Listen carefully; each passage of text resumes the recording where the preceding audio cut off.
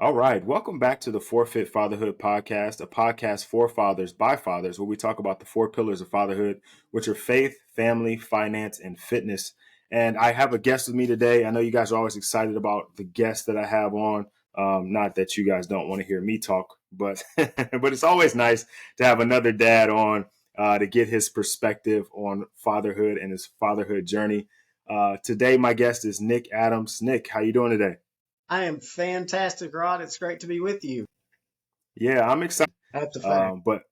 But you've gone from birth to adulthood a couple times, so I'm excited to hear a little bit about your journey. But before we get into that, Nick, why don't you tell us a little bit about yourself?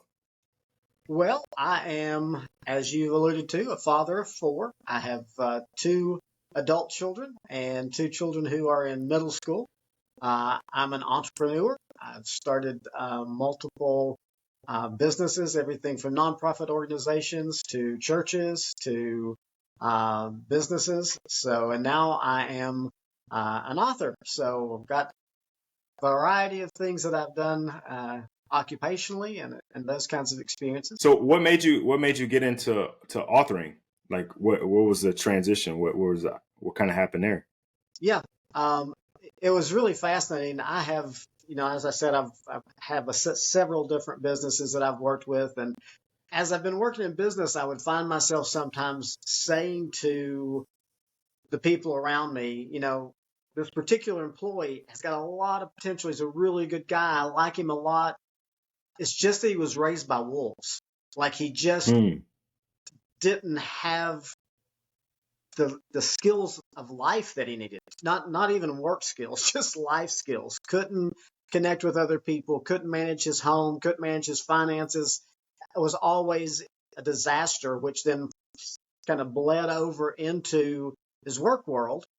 And so I just heard myself saying that kind of regularly. He's a good guy. He just was raised by wolves. And so then one night we were eating dinner around the dining room table, and my son was reading Conversation Starters. And the Conversation Starters was, if you could change one thing, what would it be? And sometimes you hear a conversation start, and it's like, I have no, you just kind of, your brain just twirls.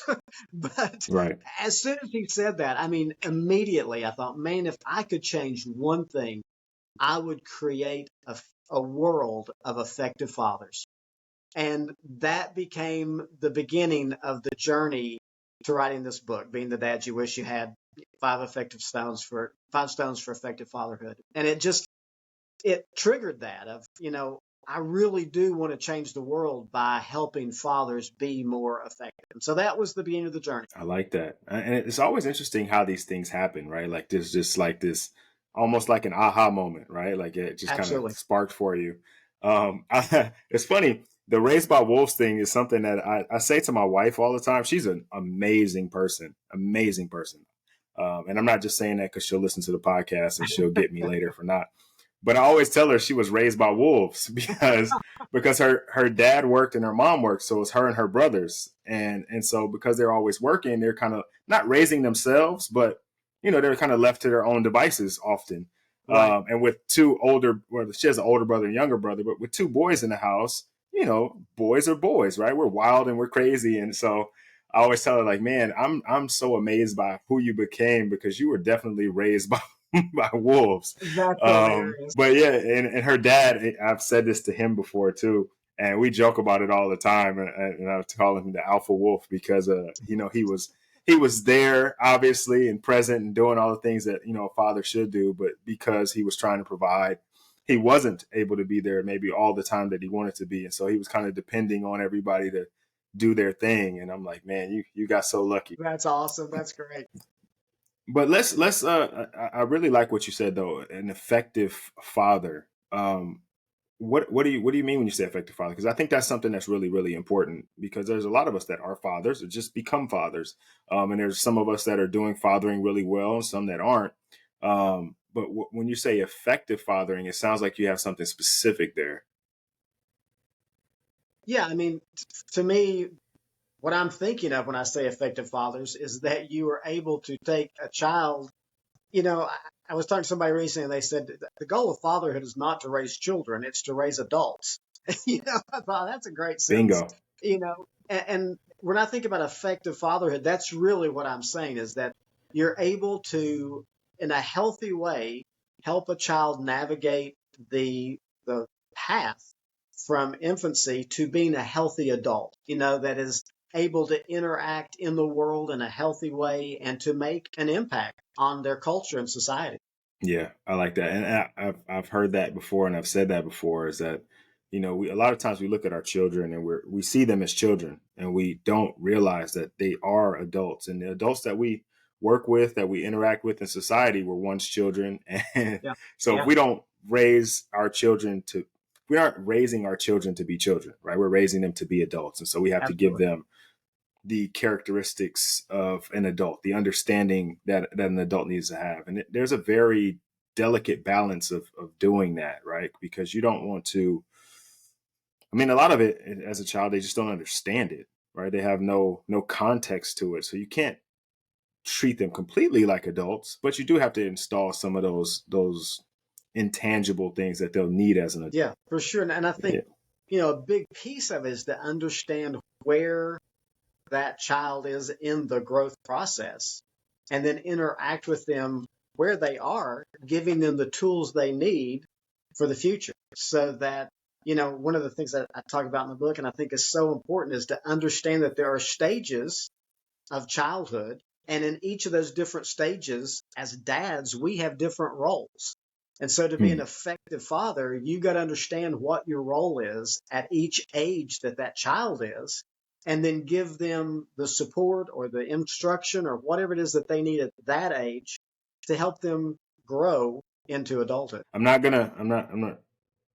going to ask questions about the book. I don't want to give it all away though. So if we're giving away too much of the book, just stop me. But I am curious. What are some of those stages? Because what two questions, I guess. What are some of those stages, and then how do we recognize when they're in that stage? Like what are we looking for? Yeah. Um, I think, and let me stay up front. This is not from me. This is from a couple named the Ezos, who I got some great material from when I was just starting out in fatherhood. And they talked about the stages. And so, I mean, I'm sure there's lots of people who talk about these, but I want to be clear. This is not me. I didn't come up with these ideas. Okay. But the first stage is like 0 to 4, 5 years old. Your child really understand authority, and your responsibility as the parent or as the father is to be a disciplinarian. It is to help them understand that if you listen and obey, the world treats you better. Things go better Mhm. for you. If you stay in the parameters, then you are going to have less pain in life. And, one of the things I've heard myself telling my kids a lot when we are in that stage is, I know this hurts. It's supposed to hurt. When I take that toy that you want, or when I put you in timeout, that's not fun. Are you enjoying yourself? No, Dad. Good. I don't want you to enjoy yourself, because you got to understand that when you break the rules, it brings pain into your life. And so in that stage, my main goal is to help them understand how to submit to authority, and that there is authority, and that healthy authority is given by God, and just kind of that's my goal. And then from the time they're 4 or 5 until they're about 10, 11, I'm supposed to be teaching. They're in a stage where they're learning. They're now able to understand the concepts I'm saying, and they're able to focus on the teaching part of life. And so now my focus isn't so much on discipline, discipline, discipline. It's on instruction. Here's how life Mhm. works. Here's the things you need to know about how to be a man. Here's the stuff you need to know about what men are looking for in women. And so I'm talking all the time. And I've made it a point to try to take my kids to school in the morning so that I could talk to them all the way to school about what you're going to encounter today at school, and how to encounter life, and how to be the person you want to be. And it's just teaching, teaching, teaching, teaching. And then about the time they turn 11, 12, through the teen years, my job, and I think, Rod, you might connect with this, is to be a coach. I'm not I'm not playing the game. I'm coaching from the sideline. And I think one of the things, I've been a youth pastor and a camp director for years. That's been a huge part of what I've done in life. And one of the things I've seen is that parents get in those teen years and they freak out because now a 5-year-old, they're not going to do any real damage to themselves. As long as you keep them out of the streets, they're, Right. but when you've got a 14, 15, 16-year-old and you're giving them car keys, all of a sudden it's like, oh my gosh, we start seeing, teen pregnancies and drugs, and it just everything is terrifying. And the stakes are so high that then we try to be disciplinarians. It's like we want to tighten down on everything, and you can't do anything without dad knowing what's going on and where you are, and I'm going to call you every 30 minutes. But you've got your parenting style is backwards. That's the stuff you do when they're 2, 3, 4, 5. Now when they're teenagers, I'm the coach, and my kids get to make a lot of decisions. They don't make every decision, but they make decisions, and I'm there to coach them through that and to give them input and to ask them questions. And as long as I can, I let them make choices, and knowing sometimes they're going to make bad ones, because that's a part of life, isn't it? That we got to make some bad choices to learn how to make good choices. And I've rambled on too long, but then the last stage is friendship. It's when they're adults. They're now living outside of your home, and the goal is for them to be my friend and for us to have a relationship. My married adult daughter came and played in the snow with me today, because we just have relationship. And that's what I want to keep with all of my kids. So those are the 4 stages. I like that. So disciplinarian, teacher, coach, friend. Yeah. Okay. In that order, though. Don't mix it up. Absolutely. Absolutely. Because we want to be disciplinarians when they're teenagers, and that doesn't work so well. That's where you have so much problem with teenage rebellion. Yeah, that's one of the things that I tell when I was running a gym, when I was kind of managing, coaches at these different gyms. One of the things that I would tell them is when you get a team or you get a new athlete in, a lot of times younger coaches want to be friends with that athlete, especially when they're professional athletes. They want to be friends with that athlete. They want to be cool with that athlete. And that's okay, but it's not first, right? You actually you either want to win, earn, or gain their respect first, and then be friends second, because it's always hard to go backwards. Yeah. Like if I'm your friend and we're hanging out during the workouts and we're laughing and joking, and then I tell you did something wrong, or I tell you got to do that rep again, or I make you do some conditioning, our relationship now is strained because I'm trying to be somebody you don't know me as, right? You don't know me as a disciplinarian. I'm your friend. So I always tell coaches, you have to set that boundary early, because they'll respect it. And then we can be friends later, right? We can hang out later, not hang out. We probably don't want to ever hang out with your athletes like that, but you can do some things like that later on as you progress in the relationship. But it's really hard to go from friend to disciplinarian. So I like discipline first, friend at the end. I like that order for sure. Yeah, absolutely. That is the same principle. What you're talking about is the exact same principle. You get the discipline first, then you do the instruction, then you do the coaching, and then you can have friendship. Yeah.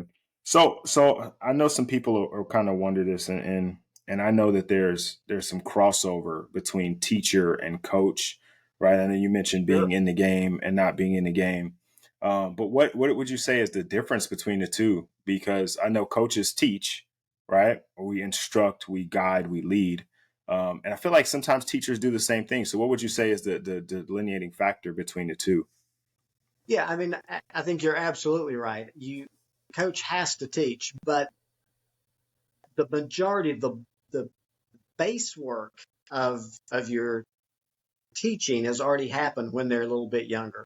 And it to me, it'd be like what you do in coaching when you practice. You get your basics down and you focus on your basics and you hone those basics and you do those drills before the game.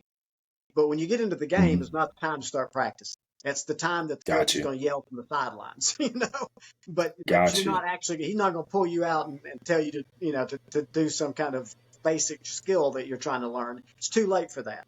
And that's kind Okay. of what I'm referring to. Yes, I'm still going to be instructing. The teen years are huge times for instruction.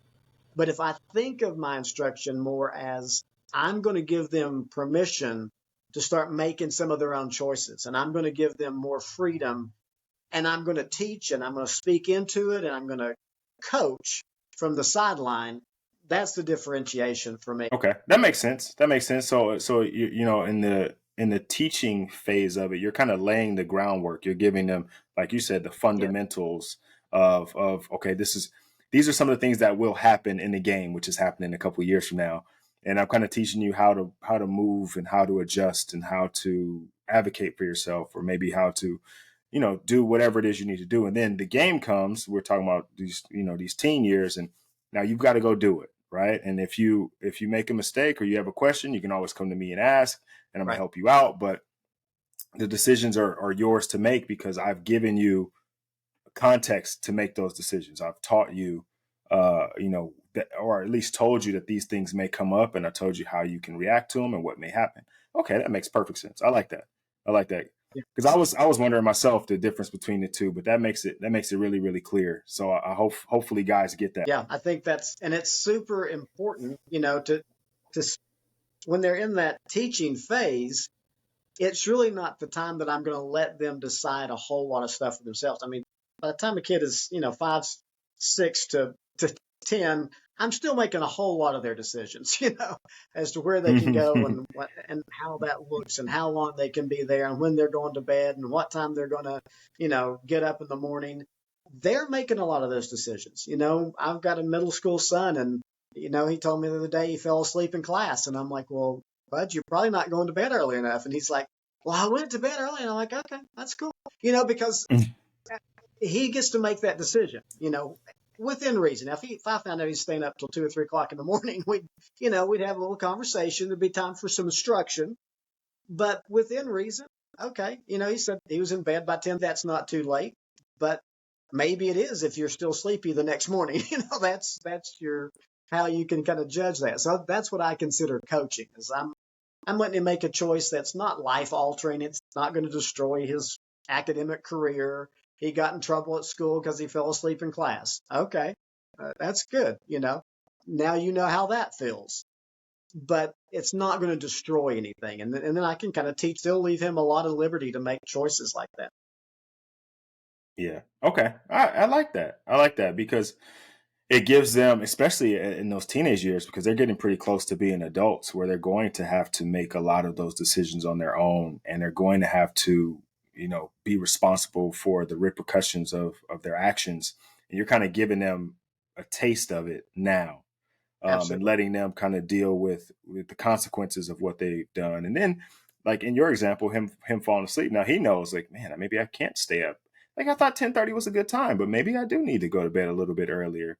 Then I can try it. He can try it out and see if that works, and figure out, or maybe I got up too early, or I just didn't sleep well, and just kind of figuring out things now, because again, that sets him up for when he becomes an adult and he's not in your house, and it's not school, it's work, right? And you show up late for work, or you're too tired to perform your duties. Um, yeah, okay. So let's go back for a second and kind of go back to the book. And we talked about being an effective father. We've talked about the stages that your children will go through. Um, what are the stones that you're talking about in the book? Yes. So when I talk about the big stones, if I can, I'll step back and give you a little bit of background, because Please. I'm pulling that from as a picture that works really well for me. And that is, a professor came into a classroom one day with a big bucket, and he Hmm. pulled another bucket out, and he got all these big stones out of the bucket, and he put from the one bucket over into the empty bucket. He filled the bucket up with big stones. And he said to his class, "Is the bucket full?" And they said, "Well, yeah." And so then he reached under his desk and he pulled out another bucket of stones, except this time they're smaller stones. And he starts pouring these smaller stones in. And of course, they fill in between the big stones, and he pours a lot of stone in there. And he's like, "Okay, is the bucket full?" Well, this time they kind of realized he was, he was pulling their chain a little bit. And so they're like, yeah, no, probably not. And so he said, oh, good. And so he pulls out a bucket of sand and he pours the sand down onto the stones, the little stones and the big stones.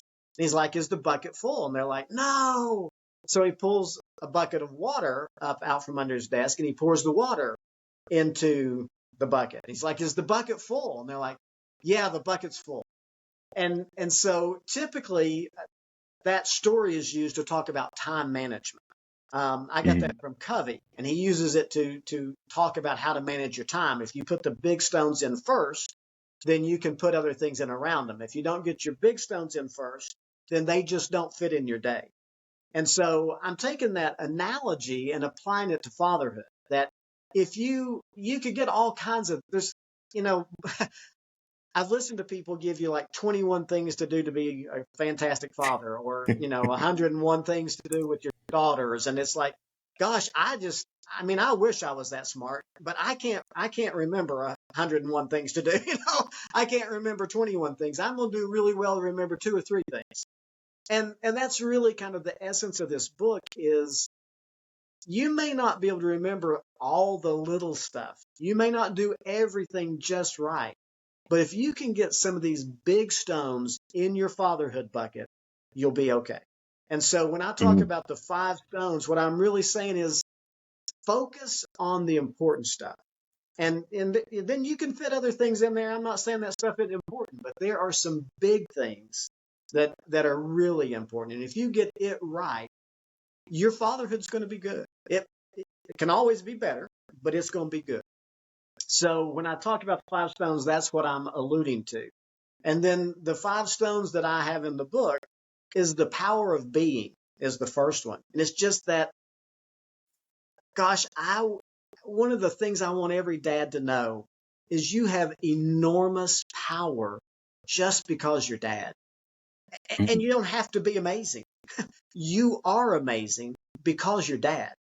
And I do bring in some statistics and research and stuff that just talks about the power of the influence of a father. And so just to acknowledge that, just to realize, hey, me just being here is huge. Me showing up in my kid's life is huge. Whether me and their mom are still together or not, if I can show up, it's huge. And if I'm living in the home with them, then if I can engage, it's huge. I don't have to do everything right. If I can just be engaged, big stuff. And then the second big stone is just modeling the way. And it's me deciding, what do I want my life to look like? And then how do I help my kids get a hold of that? The third big stone, which is really one of my favorites and I get the most questions about, is to be lovable. And I just think as dads, if we're the disciplinarians, and we're typically the ones who, are having to kind of toe the line of, mama told you to do that, you better go do it. And the buck stops here. And I think all that is okay. I think it's even right. But in that process, the more we can be off and show our kids our own heart, the more lovable we become, and the more we'll be able to end where we're trying to get to, which is being their friend when they're in their 20s. So that's a few of the stones and kind of what they mean to me. I like that. You know what I noticed about those as you were kind of talking about them is that they are kind of you centric, like who you are, what you are, how you are, right? Like being lovable is about like the type of person you are, right? And so if I can guess, kind of talking about working on yourself, right? Kind of creating the man and father that you want to be. And I think a lot of times we're so focused on, okay, I'm a father, and so how do I show up for them? Like, what am I doing for them? What am I doing? How do people experiencing me? But the reality is when you're the best version of you, then all of those other things are improved, right? And so I already I don't know what the other 2 are, but I like those 3 a lot, and I think that they're really, really important. And I think we, especially the last one, we're talking about being a disciplinarian, but also being lovable, is one of those things where I was talking to a guy on the podcast, and his father passed away, and he's really obviously um, still grieving. And I was just asking him about his relationship with his dad, and none of it was lovable. It was like, he was super tough on me. He was super hard. He was, he's disciplinarian. I don't know if he ever hugged me. I don't know if he ever said he loved me. He never, none of these things. Right. And I'm like, Uh, dang, that's tough. I can't imagine what yeah. that's like. And even through all that, right? Even through all that, going back to your first stone, his son said he was amazing. He was amazing just because he was my dad, and because he was my first superhero. And I looked up to him, and I wanted to be like him, and I wanted to provide and do all the things that he did, even though he wasn't as lovable. Now just imagine having the two, right? Being the amazing man that they already see you as, and being more Right. of that, and then also being lovable. Like, that is like a superpower Absolutely. plus another superpower. Absolutely. Absolutely. And I think you as you started talking there, you really did hit the essence of what I think is important about fatherhood.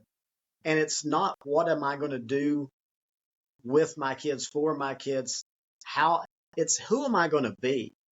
Because Hmm. if I figure out who I'm going to be and who I want to be as a father, then it's going to communicate to them. It's going to, I'm going to accomplish my goal by working on me. And one of the premises of the book is we're not ever going to be right. We're not ever going to be perfect. We're not ever going to do everything the way we want to.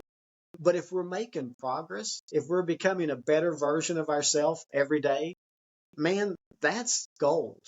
And it Hmm. will be gold for our kids because one of my favorite things to do and one of my favorite things to tell dads is be transparent, be honest, tell your kids the truth. When you just blow it, when you mess up, go back and apologize and own your stuff, because it does two things. It helps them to see what a man does. Because in my opinion, a man will own their stuff. They'll be like, you know what? Hmm. The way I talked to you was wrong. I was too angry. That was not that big of a deal. I overreacted. Will you forgive me? Well, that's me owning that I'm not perfect. Well, my kids need to own they're not perfect. And so I'm modeling what I want to see them do. And it makes me more lovable because I'm being humble and I'm being transparent and I'm being real with them and going, that man, that I just blew that. That was terrible. Wish I had not done that like that. Could you forgive me? And that Yeah. empowers them to be able to say, yeah, I'll forgive you for that. And it just makes me a more lovable person. If I have to just hold on that I'm right and everything I do is right and I'm never going to admit I made a mistake, it's hard to love somebody like that. Yeah. It adds some vulnerability and authenticity too. It's like we Yeah, we love for our leaders to be superheroes, but what makes us love them even more is their humanity, right? absolutely. Like I guess I'll use Spider-Man probably as an example, because he seems, or well, any one of the Marvel characters, the heroes, right? Not the villains, but even the villains, right? Even the villains have a following of people who see them for who they are, right? Or whatever their goal or their mission is, and they can align with it because they know, like, he genuinely means this. When Right. we're talking about like a superhero, um, we know that they aren't perfect and they have their flaws, and that, and I was using Spider-Man because he's like a kid. He's a kid, and he's saving the city, but he's also like fun, and like I can enjoy that. And he isn't winning all the time. Absolutely. I saw you know what I saw Spider-Man on the subway get beat up, and but then he came back and he said, you know what I mean, that like us being able to see that like draws us to him, and you know what I mean. So Absolutely. I think the same thing happens with fathers. Now I'm not saying to show all of your flaws and all of your weaknesses, although there may be an opportunity to do that. But when something happens, I think you teach them a very, very valuable lesson when you do, like you said, own up to it, accept, where you may have fallen short, and show them this is how a man, this is how a superhero, which, someday you may be or you may be with, he handles when things don't go his way, right? He doesn't Yeah. blow up. He doesn't, bottle it up. And he actually processes it, deals with it, and moves forward accordingly. And he treats the people who are in his care that he is leading with the same kind of compassion and care that he would want for himself. Yeah, absolutely. And this is good. I got to get a copy of this thing, man. This is a good book. And if I've got to get a copy, and everybody that's listening has got to get a copy. This sounds like gold. It absolutely sounds like gold. I did see though that you're in the process of researching for another book. You've become a full blown author now. So what are we thinking about for the second book? And we're gonna get back to the first one, but I'm curious now. What's the second book? Yeah, the second book is going to be about being a man, just masculinity and healthy masculinity. We live in a culture, and here's it comes out of this first book I wrote. I did a Google search for how do men pass on masculinity to their sons as I was writing this being a dad book. Toxic in it. And when you search masculinity, the first 22 responses came back with toxic. And man, what a hard culture to be a man in, when all you hear is that it's toxic and that masculinity is toxic. And so I started kind of looking into that and thinking about, well, what does that mean? And I put in the book a sentence that when my mother read it, she asked me to take it out. But it was just, we've got a world that doesn't really want, they don't really want men. They want men without balls. And she was uncomfortable with the balls. So for my mother's sake, I took that out. But it's just that people are afraid of masculinity. And I'm not saying there's not some really toxic masculinity out there. That's not the point. It's that what's happened, or in my opinion, what's happened is that we've been told what not to be, but no one's told us what to be. It's all about, it's toxic. This is toxic. That's toxic. But man, masculinity is important. And we've got to show up as men in our culture. And so I'm now working on, what is healthy masculinity? And I'm not real far into it, but so far I've gotten to 4 things that I think are healthy masculine traits. One of them is that men are self-reliant. And I don't mean that they don't have relationships and they're not in friendships and they're not dependent on other people. I just mean that at the end of the day, I know I'm responsible for myself and I'm responsible for my family, and I got to figure my stuff out. I can't sit back and go, oh, well, it just didn't work out for me. Well, that doesn't work. If you're a man, you stand up and figure out how to make it work because you have to do that. So, that's one of them. Taking care of people who can't take care of themselves is another part of masculinity, I believe, is that you take care of the underdog. You take care of people who are getting taken advantage of. You make sure that our culture and our society is fair and that there's equality. That's masculine. That's a healthy trait of masculinity. That men, a healthy man respects themselves, and they're going to respect other people. And then the fourth one is dropped out of my brain, but so that's the path I'm going down, is try to figure out what does it mean to be masculine and how do you do it in this culture. Yeah, that's interesting. This past March, we did a series on the podcast and on social media where we're just trying to figure out, because it's the same thing, right? Masculinity is in crisis because there isn't like a clear definition of what masculine is. Right. Because there's so many people's opinions, there's so many views, there's guys in different situations and different experiences and different environments, and we all are operating to the best of our ability within those environments, right? And so masculinity can look like a bunch of different things. It can be any number of things, right? And I think that makes it hard to define. And so you get situations where masculinity rubs up against insecurity, and it is labeled as toxic. Right. Where you get situations where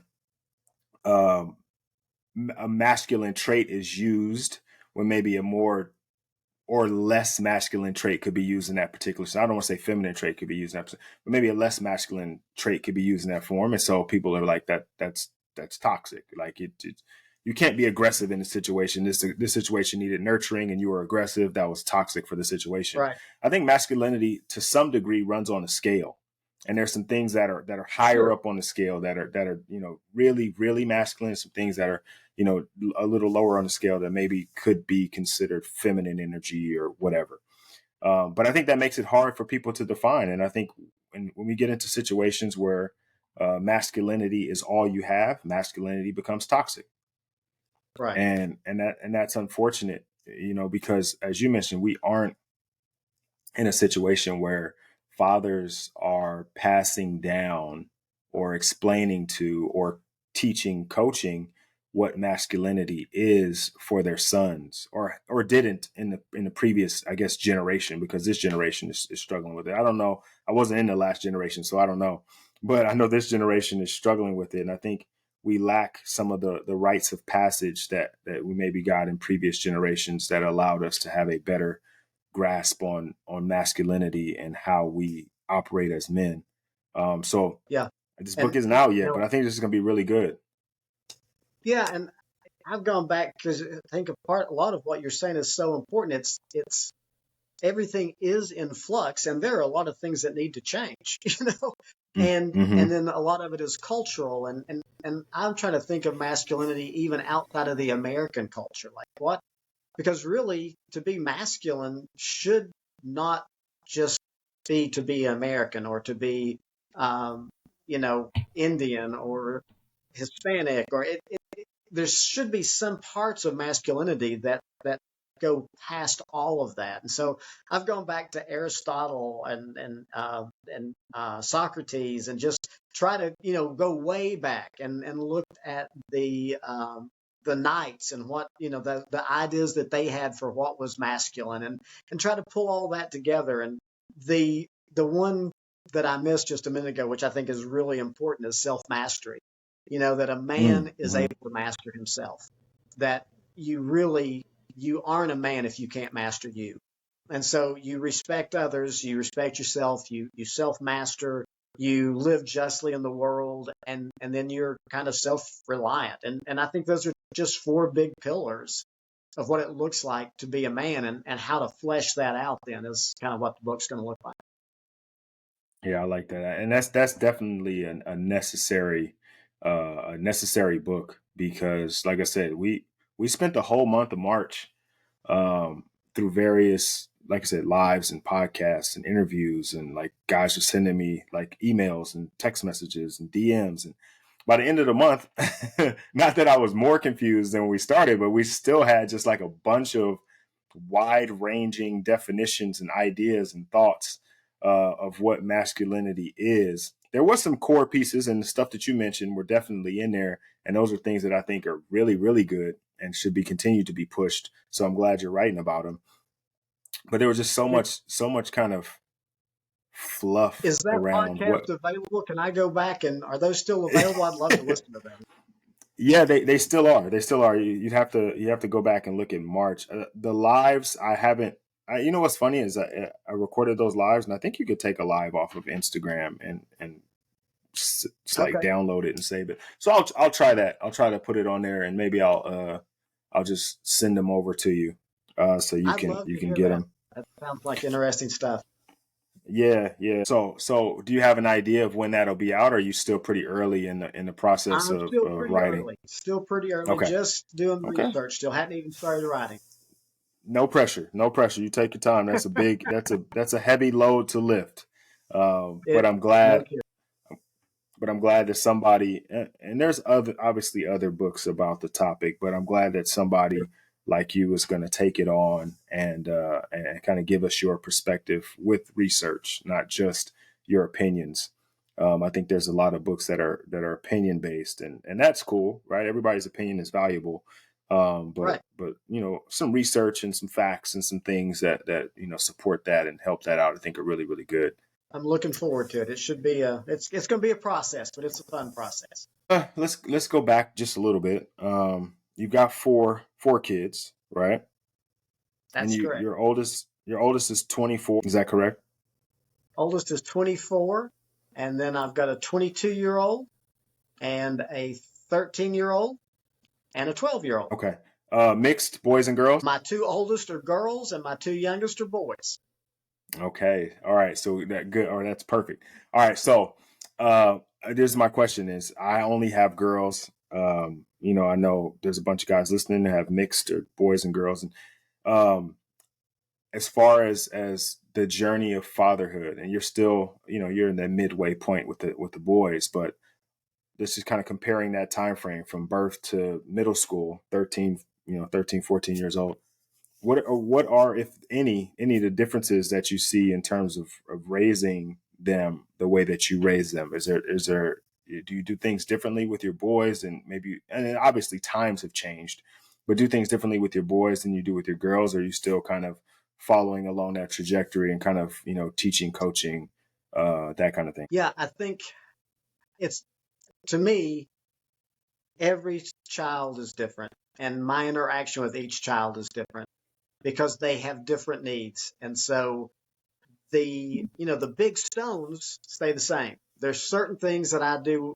I want all of my kids to think I'm lovable. I want all of my kids to experience me as being present and in their life. I want to model how life should be lived and good attitudes. And so there's a lot of things are the same, but my individual interaction with each child is totally different Mm. because those kids are totally different. And so as I'm teaching, I try to teach in a way that they'll be able to understand. Or when I'm disciplining, I didn't discipline the kids the same because some of them would really respond. Some of my kids, if I just had a stern voice, that was it. That's all they needed, man. They were on track. And then I had a couple, a stern voice. They didn't even know I was in the room. It's going to take a lot more than that to get their Yeah. attention. And so, I definitely interact differently with each one of them, not just based on gender, but just on who they are. Uh, and then, yes, it's very different raising boys and girls. Boys are just wild. They've got that streak in them that there's just a lot of energy, and oh, there's a lot of testosterone. That's just, they're boys, and so Hmm. lots of roughhousing, lots of loud, lots. I was an only child, and so I'm used to quiet, and I want things to be quiet and calm. And man, these little critters, they run around the house and chase each other and scream like banshees, and it's a very, very different feel.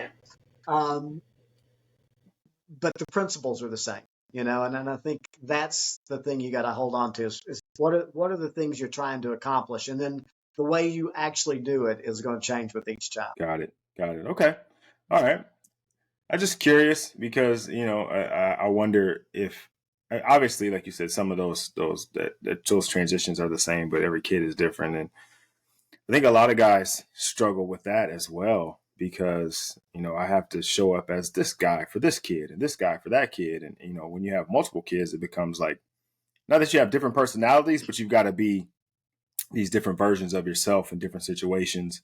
But I think embracing that and understanding that, is really cool. And it's something that I heard somebody say the other day is that, you know, kids are born in the same house, or sorry, born to the same house, born to the same parents, but they technically have different parents because those parents parent them in a way that's different than their brothers or sisters, right? Like my Yeah, my mom and dad are my mom and dad. We share mom and dad, but my mom and dad are mom and dad to me in a very different way than they are to my sisters.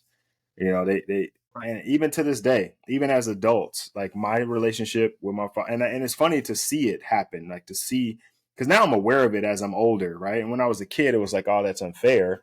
But now as I'm older, I understand that, like, if he said it to me that way, I probably wouldn't have done it. Or Right.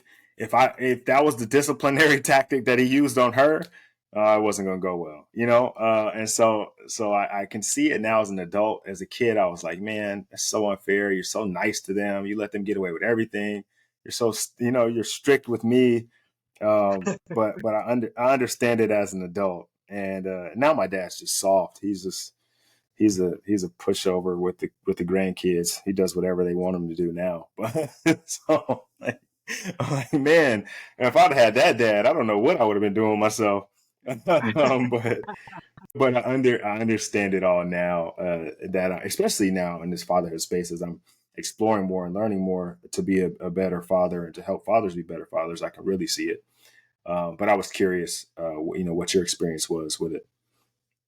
But you mentioned something at the start of that when you were answering that question. You mentioned you want to be present for your children, and that's been a big point for me over the last few weeks. Is talking about that presence and the importance of presence as a father, because I think when we ask guys what a father is, they typically start off with one of the three P's, which is be present.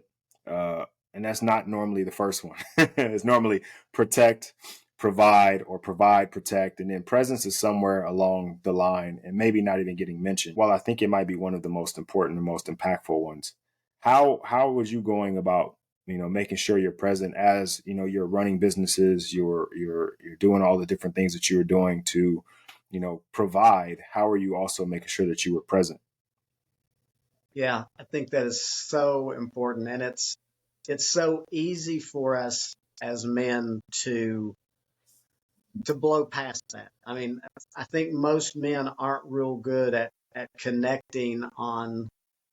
Let's not say they're not good. It's just not our first strength at Mm-hmm. connecting on kind of an emotional level, on a relational level, and I think that's a part of being present is to not just be in the house with my kids, but to actually engage with them and to hear where they are and how they're experiencing life.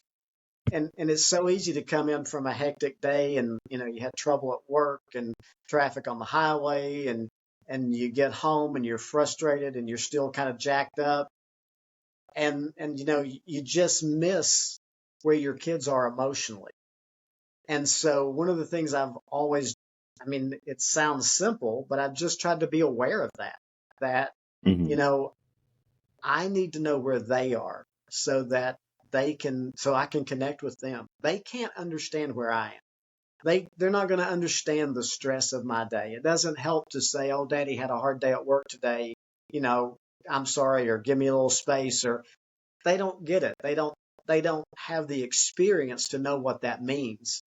And Mm-hmm. so I've got to figure out where they are emotionally and then try to connect to that. So, I think that's one of the huge challenges is just remembering that. Years ago, when I just had started the fatherhood journey, I heard someone say one of the most important things as a dad is to respond to your kids according to their emotional energy. And so if they come in and they're all excited about this new toy, Daddy, look at this doll, and they're all excited, and you're like, oh yeah, you just crushed them because Mm-hmm. in their world, that doll was huge and it was the most important thing going on. And you just said, oh, that's not important. And so you probably aren't very important either. That's what they heard. But man, when Mm-hmm. they come running in with that doll, they're like, "Oh, Daddy, look at my doll!" And you grab that thing, and you're like, "Oh, that is great!" And what all does it say? And oh, you mean it wets itself? And you just engage with that Yeah. same level of enthusiasm. Then now you're present, and you've really connected with your kids in a powerful and meaningful way. And so I've just tried to hold that in mind all through the years that I want to reflect back the emotional energy they're bringing to a situation because for me, a lot of the stuff they're experiencing, it's just not exciting anymore. I mean, you go to a amusement park. Well, I still love amusement parks and I love to ride roller coasters and that's all stuff I love, but it's not the same for me as it is for them because this is their first roller coaster. This is Mm-hmm. their first time here. And so to be able to really engage in that energy helps you be present. So that's kind of a big answer. A simple answer is, man, I made sure that I was home every night for dinner, you know, I just made sure I was. I didn't go out with the guys after work.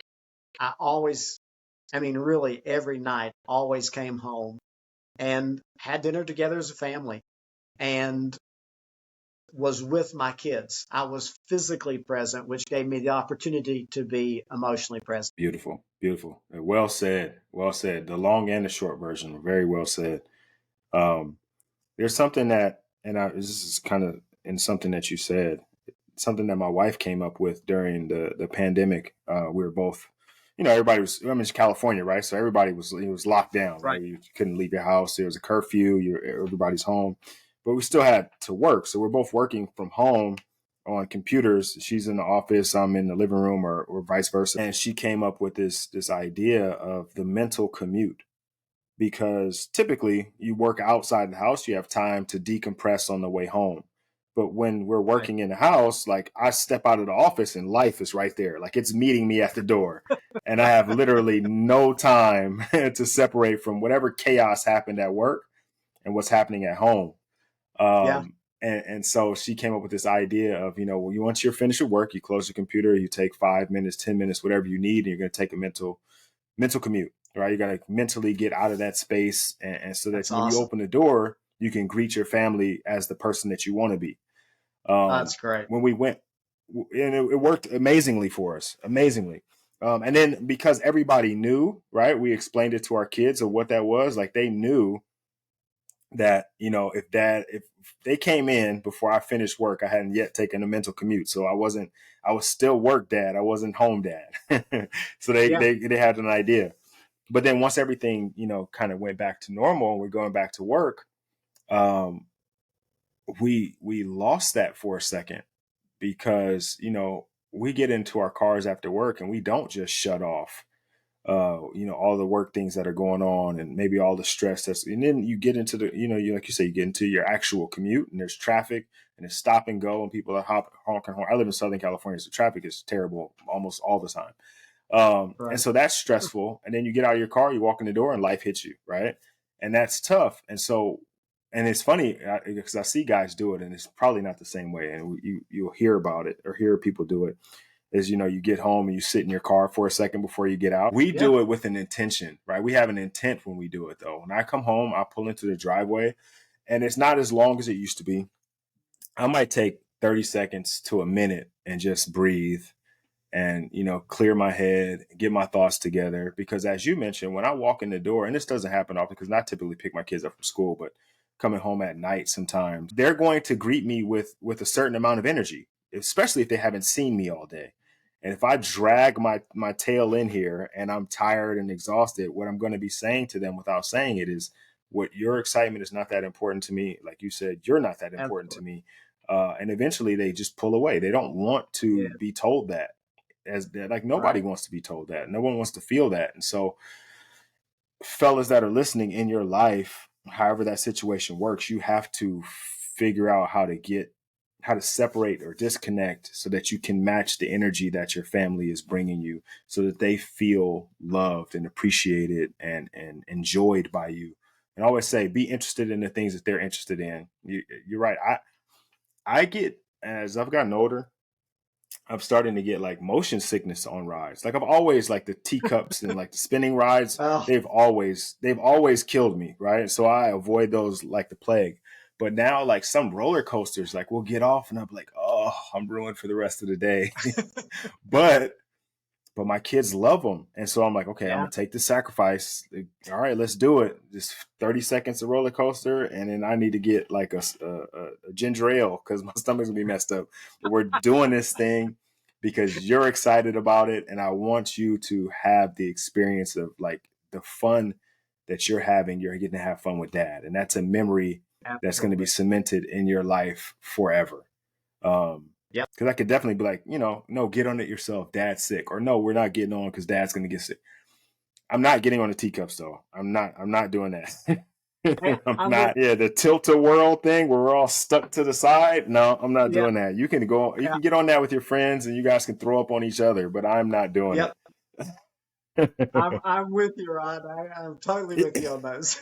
But the point of all that is if you can find the space get some kind of mental commute going, and it's really just mindfulness. It's meditation. Yeah. It might even be prayer, where you're just Yes. you spending the second with yourself or with God, and just asking for peace and getting that, so that you can go in and be, as you said, be the man that you want to be the father that you want to be. That space allows you to do that and be present the way you want to be. um, I think that's necessary for a lot of us, because we do tend to, because of we're men and we don't have the resources, we tend to carry things with us and bottle them up, because we don't share them with anybody else. Yeah. um, and so we come in and we aren't as lovable because we're frustrated or because we're tired. And in order for us to, have those big rocks checked off, have those big rocks lifted or filled into our jar or bucket, we have to find ways to do that. Okay, so you know what? We've talked about a whole lot here, and this has been a really good episode. I think guys are going to get a lot out of this. I think that I've gotten a lot out of it, and so I appreciate you for your time. Before we go, I have a couple questions that I always like to ask, and we get different answers, right? Like I talked about masculinity, there's so many different answers and things that you kind of put into masculinity, and I think fatherhood is the same way. But I always like to ask, because I can gain a little bit of knowledge, or guys can gain a little bit of knowledge. But what does fatherhood mean to you?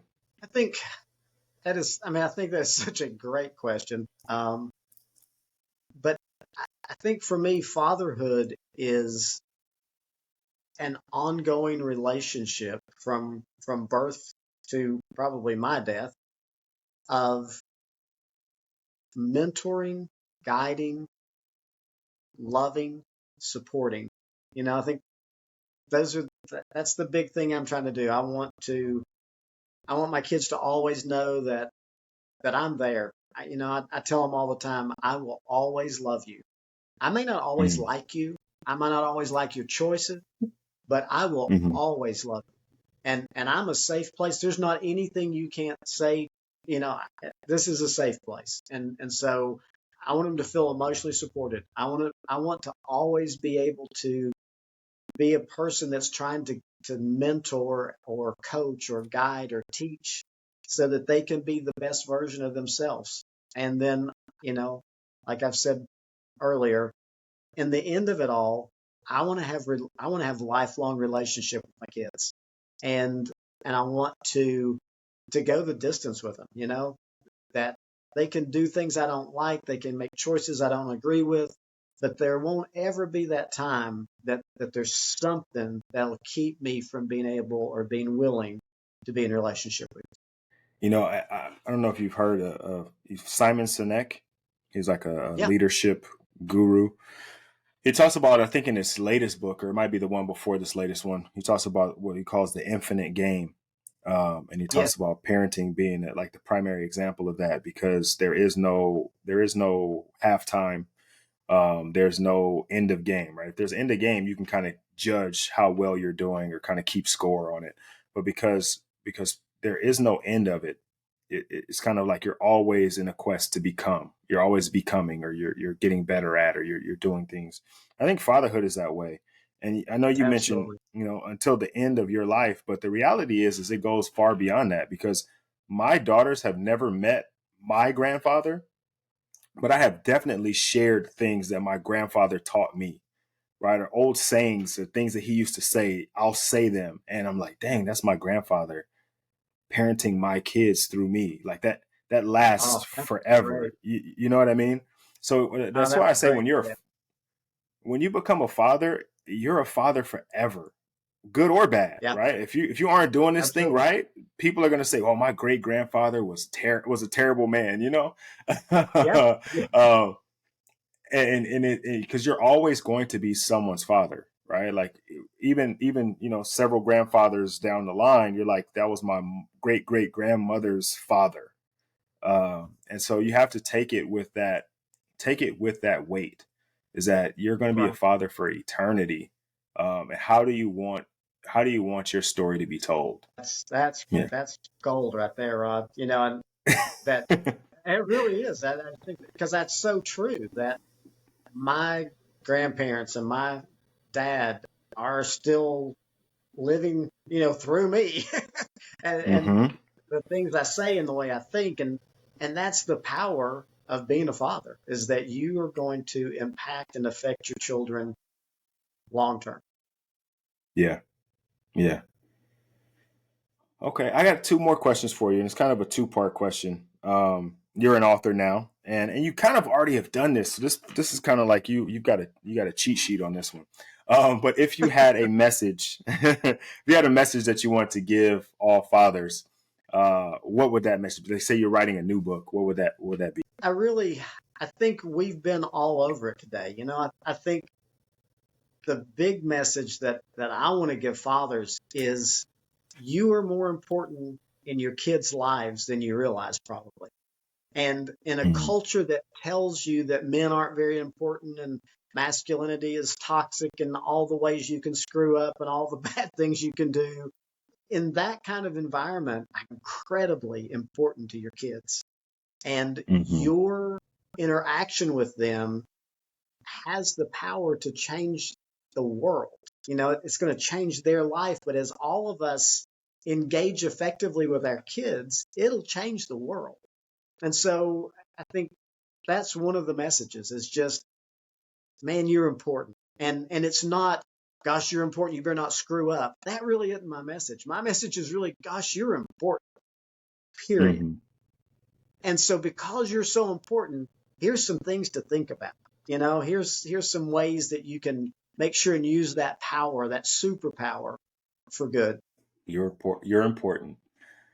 Okay. That book was a bestseller, New York Times bestseller. So we they brought you back to write another book, but this one's going to be really really specific. And it's probably not going to have it's definitely not going to have the mass appeal because it's not for everybody. It's only for your children. And what do you want that message to be? Wow. I think the thing that I always want my kids to know is that I am always for them. I love them to pieces. There's never going to be a time I don't love them. There's never going to be a time I'm not for them. And, I said it earlier, good or bad, whether you make good choices or bad choices, whether I like your choices, sometimes I might not even like them, but man, I'll always love them. I, I've told people, my kids are the only people in the world that I never made a choice to love. Like when I got married, I made a choice to keep growing in love with my wife. I didn't just like, boom, I'm in love.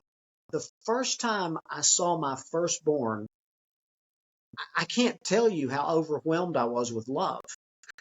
And and I never chose that. I never thought about it. I've never had to choose it. It was just boom, this amazing, passionate love for my kids. And Yeah. so that's my message for them is that I love them to pieces. I'm really proud of them and who they are and who they're becoming. And I'm grateful that God's given me the opportunity to be their dad. And you know what? From talking to you, from hearing you talk about them, it sounds like they know that they feel that they are very aware that that's how you feel about them, and that's also important, right? That people know and understand and feel the things that you say, because I think a lot of times we talk about, and it's just going back to the whole presence and providing thing that kind of struggle is that we know we go out and we provide and we will say, I'm doing this for them, but they don't know it or they don't understand it in that way. Right. I'm sacrificing myself, especially for guys who do manual labor. I'm doing back breaking work and Yeah. I can barely stand up when I come home. And while you understand it to be that, your kids don't know it to be that. All they know is that, dad chose to be a construction worker. That's the job he wanted to have for his whole life. And so Yeah. he loves it. So when he comes home, he should be happy. And he comes Yeah. home and he's not happy, because we'll tell our kids all the time, like, you can be whatever you want to be, right? You'll grow up and you can be the president, or you can be an astronaut, you can be a doctor, a lawyer, whatever, right? We tell them to grow up and be whatever they want to be. So they think that's true for you too. Like, you're doing the Yeah. job that you want to do. So how are you mad at me when you come home from the life that you wanted to have And now you tell me like that doesn't make sense, right? Like if I'm a kid and I'm playing outside, when I come inside, I still want to play because I got to do what I wanted to do. I had a good time. So you're going out to do what you want to do and you come back and you're tired, Dad? How's that work? Yeah, you're frustrated. Like why? You got to go do the thing that you always wanted to do. So it's important for us to understand that and to make sure that we are explaining to them and really getting them to Absolutely. understand. Um, Yeah. the feelings that we have, like we are not just holding it. Like I love you to pieces is something they should hear often, you know, uh, giving them hugs and kisses and love and attention and care. And like you said, I think it's super awesome that your adult daughter came and played and threw snowballs with you today. Like that is a phenomenal thing, right? Because That you was still magic. have yeah, you still have that type of relationship, even though we're adults. And it's like, no, I'm gonna go have fun with my dad. Yep. And that's amazing. So kudos to you, brother. You're doing and have done amazing work. And I don't think that that's going to stop anytime soon. If people are wanting to reach out to you, if they want to, get a copy of the book, or if they just want to kind of pick your brain a little bit on fatherhood and maybe even masculinity, now that you're doing some research on that, what would be the best way for them to do that? Well, you can get the book on Amazon. It's Being the Dad You Wish You Had, and it's available as in a digital format, or you can get it as paperback. Soon, I'm going to be coming out with an audio version. So if you like to listen to things as you drive down the road, that'll be an option probably in the next couple of months. And then if they just Okay. want to reach out, they can reach me at info at being slash, not slash, dash, dad, info at being dash. Okay. I'll make sure to put that in the show notes, fellas, for you guys that are listening and driving right now. I don't want you to be trying to type that in. Yeah, You got to be safe so you can make sure you get home. But it'll be in the show notes, so you guys can check that out and make sure you head over and grab your copy of the book. I am an audiobook guy. I will read some books, but the way my life works is I don't have a whole lot of time to sit down and read books, but I love right. reading, so I will listen to Yep, them. me and you And both. sometimes I'll listen and read at the same time if I'm like really, really interested in it. Um, but I'm glad you're coming out with an audio version because I think that's a barrier for a lot of guys is, I don't have time. I don't have time to sit down and read. Um, and so the audio thing is going to be really good. Nick, thank you, man. I really appreciate you taking the time, first of all, for reaching out initially. Um, I get quite a few people that reach out, and they're not always the best interviews. We usually don't even make it to the interview portion of it. And so I'm glad that we were able to. I'm glad that I was able to have you on because what you shared in this episode is invaluable. I think, like I said earlier, guys are going to take something away from this and become better men and better fathers, and that is ultimately the goal. So I appreciate your time and your energy today on this podcast. Rod, I appreciate the opportunity to be here. I just, so many things you've said as we've been talking, I just feel like we have a lot of the same passion and the same energy and perspective. And so I've really enjoyed being with you and being on the show today. Yeah, yeah, and I got to have you back when you finish the book, or as you're getting closer. If you want to talk a little bit more about it, or anything, like Yeah, I'd love to have you back on. Like when you have a good guest that has good information and really can carry a conversation, because sometimes it's a podcast, right? And I've listened to right. podcasts where it's like the host is doing all the heavy lifting, but you came on and you shared openly and honestly, and you gave great information. So I'd love to have you back whenever you want to be back. Awesome. Thank you so much. All right, fellas, that is it for this episode of the Forfeit Fatherhood podcast. I appreciate you guys taking the time out of your busy day. Make sure you like, share, subscribe. Make sure you're following on social media platforms. Make sure you are going over to Amazon and grabbing Nick's book. And then stay tuned for the next one. Make sure you share it once you get it. Let other guys know that there is a book out here that is changing lives of fathers that you just gotten read and that they should get and read. Really appreciate it, Nick. Again, thank you. And I'll talk to you soon. Thank you.